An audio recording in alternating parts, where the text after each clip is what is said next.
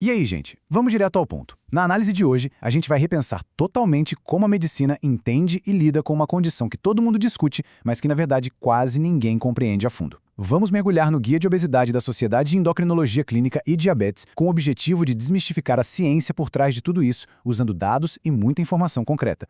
Para entender o tamanho colossal desse problema global, pense no seguinte número: 650 milhões.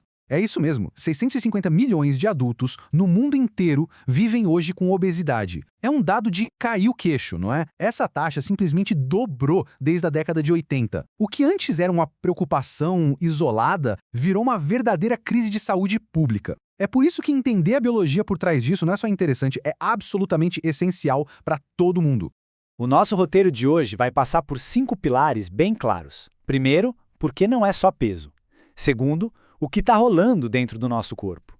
Terceiro, a avaliação e metas corretas. Quarto, a terapia nutricional e, por fim, exercícios e mudanças de comportamento. Bora lá? Passo 1. Não é só peso. A gente precisa redefinir urgentemente o que é a obesidade. A primeira coisa, e a mais importante, é entender que isso não tem absolutamente nada a ver com falta de força de vontade ou preguiça, tá? Pelo contrário, a obesidade é uma doença crônica, super complexa, guiada por uma mistura gigante de genética, epigenética e gatilhos do nosso ambiente. Só para ter uma ideia, a genética pode responder por até 70% das causas. É um desequilíbrio de energia super profundo, muito além daquele papo furado de é só fechar a boca. Aqui a gente tem a famosa tabela do Índice de Massa Corporal, o IMC. Ela dá aquela base universal para começar a investigar. O IMC de 30 ou mais já liga o alerta clínico de que a intervenção é necessária. Claro, o guia lembra que o IMC tem lá suas limitações, especialmente no caso de atletas com muita massa muscular. Mas, por ser muito fácil de calcular, continua sendo a ferramenta número 1 na triagem médica. Passo 2. O que acontece no corpo? Vamos dar uma olhada debaixo do capô e entender a biologia da coisa. Existe um verdadeiro cabo de guerra fisiológico acontecendo dentro do nosso sistema endócrino todos os dias. O corpo tenta manter o equilíbrio muito fino entre os hormônios que dão aquela fome absurda, tipo a grelina, que sai do estômago gritando por comida, e os poderosos sinais de que a gente está cheio, como a leptina, o GLP-1 e o peptídeo YY. A grelina sobe quando o estômago está vazio e a turma da saciedade entra em ação depois do almoço para avisar o cérebro que o tanque encheu. E aqui que está o grande pulo do gato para o desequilíbrio, a tal da resistência à leptina. Prestem atenção nisso. Como a leptina é produzida pelas células de gordura, pessoas com obesidade produzem muito mais leptina, certo? Logo, o cérebro deveria receber um sinal fortíssimo de saciedade. Mas não é isso que acontece. O cérebro pode desenvolver uma resistência fisiológica e simplesmente parar de escutar esse sinal. O sistema inteiro entra em colapso e a pessoa continua com fome, mesmo com o sangue cheio de hormônios da saciedade. É como se a linha telefônica do estômago para o cérebro ficasse muda. Passo 3. Avaliação e objetivos. Como medir o impacto e definir metas que realmente funcionam? Dá só uma olhada em como isso impacta o corpo inteiro. A obesidade não ataca um lugar só, é um efeito dominó severo. Ela faz o risco cardíaco ir nas alturas, bagunça a respiração causando a apneia do sono, aumenta as chances de vários tipos de câncer e ainda pega pesado na nossa saúde mental e nas articulações. Então, tratar a obesidade é, no fundo, evitar dezenas de outros problemas graves de uma vez só. É exatamente por isso que uma avaliação médica decente tem que ir muito além daquela pisadinha rápida na balança. Medir a fita métrica na cintura é vital, gente. Passou de 100 centímetros nos homens e de 90 nas mulheres, isso já indica uma gordura abdominal perigosa, totalmente ligada a problemas no coração. Juntar na medida da cintura, do pescoço e exames de sangue completos, a gente tem uma foto real e infinitamente mais precisa da saúde de alguém. E isso nos leva a uma frase genial do guia, que muda completamente o jeito de pensar. O objetivo final nunca deve ser atingir um número estético que a sociedade inventou. O tal do peso ideal clínico é puramente funcional. É simplesmente o peso onde as complicações de saúde desaparecem e a pessoa não sofre com o temido efeito sanfona.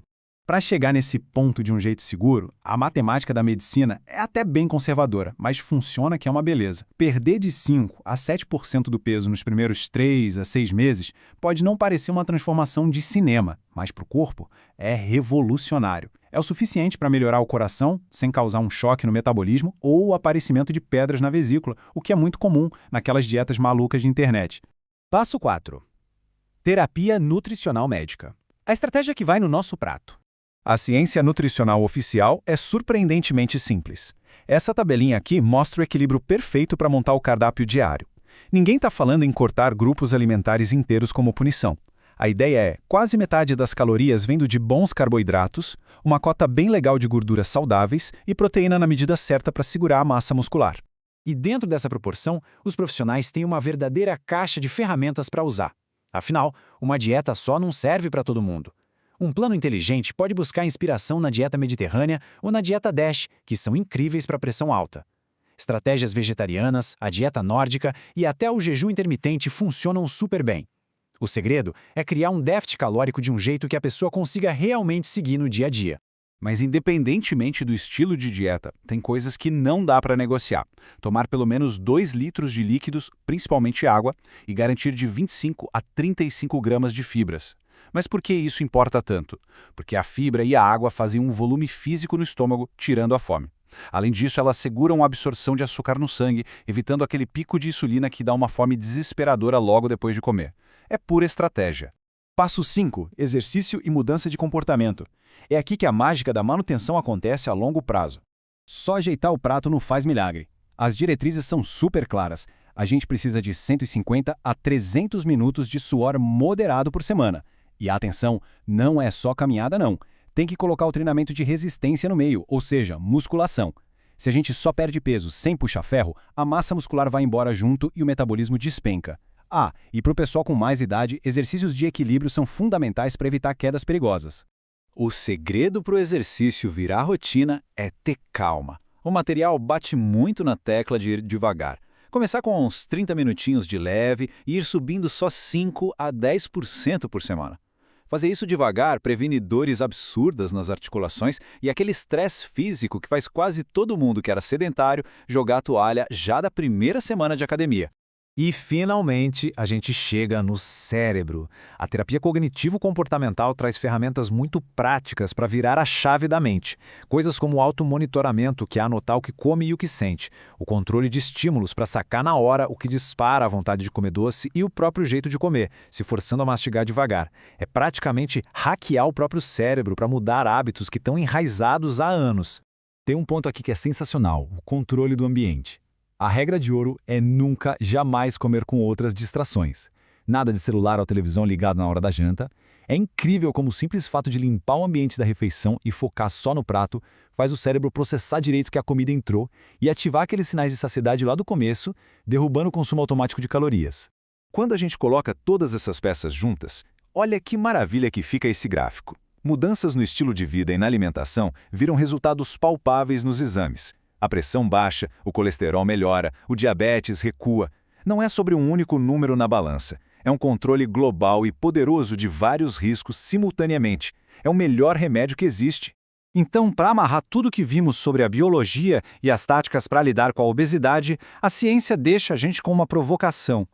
Tratar uma condição crônica e complexa como essa não tem linha de chegada e não serve para projeto de verão. A pergunta certa não é qual dieta da moda começar na segunda-feira, mas sim qual estrutura alimentar e de hábitos dá para abraçar para a vida toda. Afinal, saúde é um investimento que não pare de render. Muito legal, né? Espero que essa análise tenha jogado uma luz real sobre a ciência da obesidade. Até a próxima!